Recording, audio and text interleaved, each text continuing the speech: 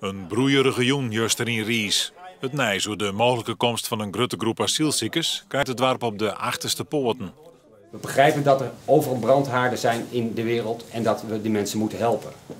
Maar om rauw op ons dak te krijgen dat er 300 of meer asielzoekers in dit pittoreske dorpje Rijs komt, dat laat ons even schrikken. De hege opkomst jouwt aan hoe bottenkwesties speelt in Ries. Die wenners hebben een soort vragen en zwargen. 5, 6 families, prima, daar heeft volgens mij niemand bezwaar tegen.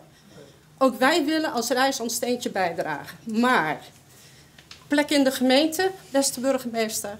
Volgens mij staat het gemeentehuis in balk leeg. Er moet toch ook een andere bestemming voor worden? De kritiek richt het hem vooral op ondernemer Tom Genee van Mooi Gaasterland. Hij zou het nevens de dwarsbewenners alleen nog maar voor het Jild dwaan. Maar wij weten allemaal dat de gemeente hier niks tegen kan doen, juridisch. Dus het is tussen jou en het COA. Dat fatsoenlijk overlegd.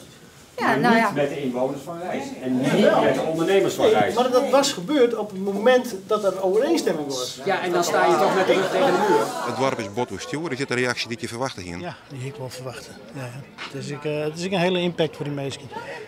Daarom is het jammer dat het eigenlijk wat de betiert op strut is komen. Nou wordt hier het natuurlijk zijn van ja, je doet het om geld te verdienen. Dat is natuurlijk ook in je dat op zich niet maar met geld verdienen natuurlijk. Maar is dat een hele wichtige reden om dit te doen?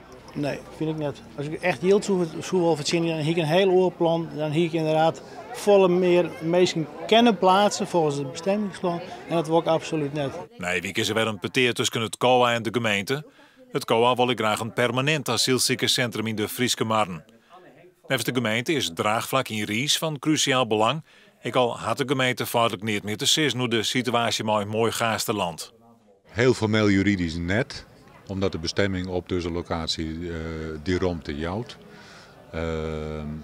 Maar ook een COA en een initiatiefnemer had natuurlijk er belang bij dat het wel steund wordt.